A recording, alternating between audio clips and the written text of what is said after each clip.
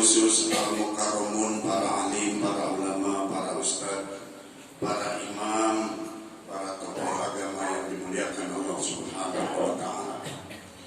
Juga tidak lupa jemaah suling yang senantiasa istiqomah. Mudah-mudahan Allah Subhanahu wa Ta'ala tetap istiqomahkan kita sampai akhir hayat kita.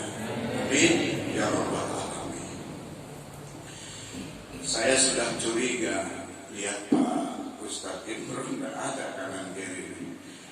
Bang Ian udah lihat-lihat saya dulu hanya kelihatan juga. Subhanallah. Alhamdulillah jemaah sekalian, tidak terasa sudah subuh lagi. Subuh lagi, subhanallah. Ini umur kita nih setiap hari berkurang ya, setiap hari berkurang. Jadi kalau ada orang happy birthday to you, ya, panjang umurnya, itu sebetulnya salah. Kurang umurnya sekarang. Sebetulnya gitu. Dia umurnya umpamanya ditakdirkan Allah 70. Dia ulang tahun kan? Apa? Sebetulnya bukan berkurang. Ya, angkanya bertambah, jatahnya berkurang gitu. Saya juga aneh. Orang berkurang umurnya panjang. Jemaah sekalian, mudah-mudahan kita semua panjang. Mudah-mudahan kita panjang. Iya, memang yang namanya sebaik-baiknya manusia itu panjang umur. Khairun nas man tala umruh. Sebaik-baiknya manusia adalah yang panjang umurnya, wa hasun amal, dan baik amalnya. Jadi makin tua tuh makin tinggi derajatnya. Nah, di sini tua semua, rata-rata sudah pensiun. Alhamdulillah. Padahal di masa tua ini subhanallah, biasanya tuh yang namanya barang sudah tua tuh subhanallah. Contohnya mobil. Itu makin cerewet. Ibu-ibu, bapak-bapak yang sudah memang pensiun ini cerewet enggak? Nah, alhamdulillah. Karena sering ikut suling, disiram-siram terus cerewetnya itu. Terus boros. Kalau mobil sudah lama-lama tuh boros. Terus banyak masalah. Kadang-kadang macam-macam. Begitu juga manusia. Sampurat kene. Sehingga susah gitu. Mau makan kangkung katanya ngantuk. Mulai makan kacang, asam urat, terus apa lagi? Daging sapi katanya kolesterol, daging kambing darah tinggi katanya. Padahal kambing itu pernah Bapak Ibu dengarkan itu apa namanya? Kambing hitam pernah? Wah sih itu sebetulnya tidak bersalah, tapi di kambing hitam kan. Ini kambing ini dituduh. Dan apabila seluruh orang-orang ini percaya atas kambing itu bisa menaikkan darah, masa nasib daripada tukang sate kambing disiram. Padahal kambing itu panas, melancarkan peredaran darah. Dan kambing ini banyak keajaibannya. Bayangkan. Coba bayangkan. Bapak-bapak yang makan daging kambing, ibu-ibu yang nyaman. Ajib dah. Macam Palukman kan ibunya jauh. Kalau makan kambing, tidur sendiri, bangun berdua. Ajib dah. Nah, insya Allah semua nanti kalau di Banjar kita usahakan kambing lagi lah. Bapak Ibu yang dimuliakan Allah Subhanahu wa Ta'ala, ternyata subhanallah kita ini selalu diintip. Kita selalu subhanallah, kita selalu diintai. 70 kali malaikat Israel mengintai kita. Duh mati. Sebagaimana ditamsilkan orang punya kebun, nangka.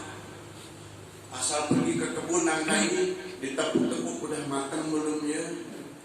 Oh belum, besok lah. Begitu juga. Ya Allah, apakah ini udah saatnya? Belum. 70 kali. Subhanallah. Maka kita ini jangan merasa aman dari indayan hijrah. Kita selalu siap, kita selalu minta hidayah, taufik kepada Allah, supaya kita ini istiqomah dalam ketaatan. Jadi jemaah sekalian, kematian seseorang itu tergantung dia kebiasaan.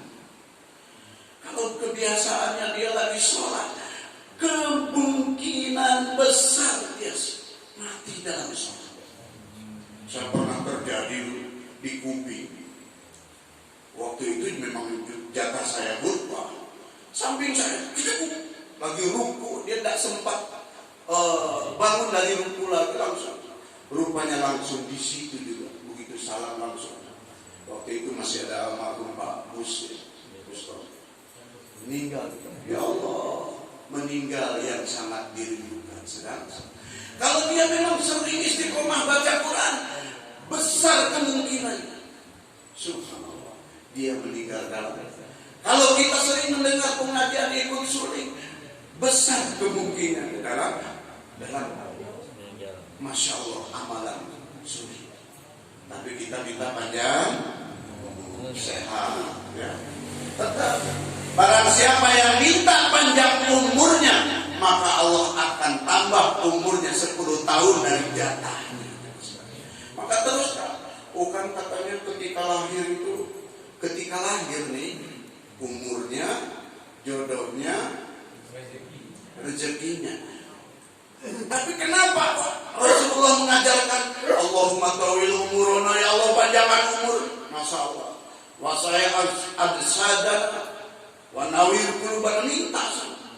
Kok katanya udah dijaga, tapi disuruh minta sama Rasulullah. Ini takdirnya ada dua.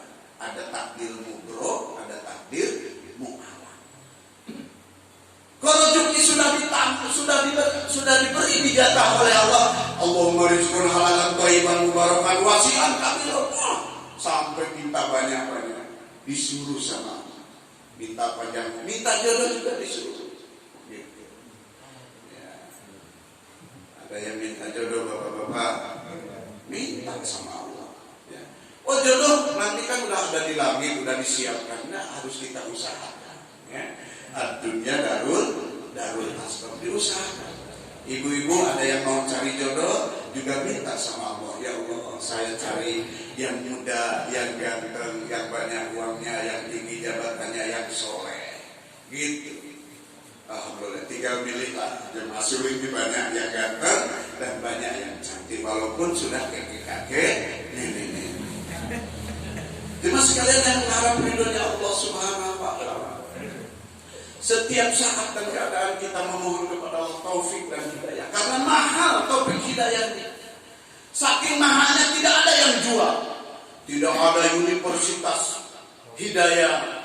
Tidak ada injeksi hidayah. Tidak ada pil hidayah. Tidak ada. Rumah sakit hidayah tidak ada. Saking mahalnya. Dari mana hidayah? Daripada genggaman Allah. Maka jemaah sekalian, kalau Fir'auni ditanya, ente mau masuk surga atau neraka? Pasti dia pengen masuk surga. Tapi takdir Allah, tajallinya Allah, dia bisa. Maka itu semua udah tajallinya Allah. Ketika seseorang itu preman, seseorang itu soleh, itu juga tajallinya Allah. Kembali kepada memang kita takdir ya Allah. Minta lagi dan lagi. Supaya hidayah ini tetap. Saking mahalnya paman Rasulullah juga menurut riwayat, sehingga ketika pamannya, ya ami qul la ilaha illallah tuflihu, wahai pamanku ucapkan la ilaha illallah pasti engkau bahagia. Sehingga karena Rasulullah menginginkan pamannya masuk Islam, apa kata Allah? Innaka la tahdi man ahbabta walakinallaha yahdi man yasha. Innaka, sesungguhnya engkau wahai Muhammad, la tahdi, tidak bisa memberikan hidayah Man ahbabta, kepada yang engkau cintai. Walakin Allah yahdi man yasha, melainkan Allah berkuasa memberikan hidayah kepada siapa saja yang dikehendakinya. Maka kita pertahankan hidayah dengan cara apa? Selalu taat kepada Allah, menjauhi larangan. Kita belajar memang paling sulit, paling susah, ya. Jadi kita harus sabar dalam ketaatan, sabar dalam melakukan meninggalkan apa-apa yang dilarang oleh Allah Subhanahu wa taala. Kita saat ini dapat hidayah, bisa sholat, bisa tahajud, kita mohon istiqomah dan jangan memandang hina kepada orang yang belum mau masuk masjid. Kepada orang yang belum mau taat. Kita doakan mereka. Kita minta supaya kita bisa istiqomah dan kita mohon orang-orang dapat hidayah. Kalau mereka dapat hidayah, kemungkinan besar mereka lebih taat lagi daripada kita. Jemaah sekalian, sekali lagi, kehidupan kita ini menentukan. Jasad yang inilah yang akan bertanggung jawab di hadapan Allah. Ya, amalnya bagus, ibadahnya bagus, istiqomah dalam ketaatan, maka meninggal husnul khotimah. Kalau kita sering ibadah, sering baca, di saat itulah jemaah sekalian mati dalam keadaan. Kalau kita juga sering kesentak, jangan-jangan meninggal di sentak. Apalagi apabila sering ke kolam, meninggal. Amit-amit ya Bang. Saya tuh kolam banyak, tapi kolam yang mana itu kata orang. Kata orang Bang, nggak tahu kolam yang mana. Ada peribahasa orang Ketapang, mana kolam katanya. Ganti oli katanya. Subhanallah. Mudah-mudahan kita dijaga ya Allah. Apa-apa yang menurut hawa nafsu kita di dunia ini, subhanallah, kita tekan kaki kanan, kaki kiri tekan injak nafsu, kaki kanan pintu surga. Jemaah sekalian, singkat pada mudah-mudahan manfaat, niat amal dan sampaikan kepada saudara kita yang lain. Wabillahi taufiq wal hidayah. Wassalamualaikum warahmatullahi wabarakatuh.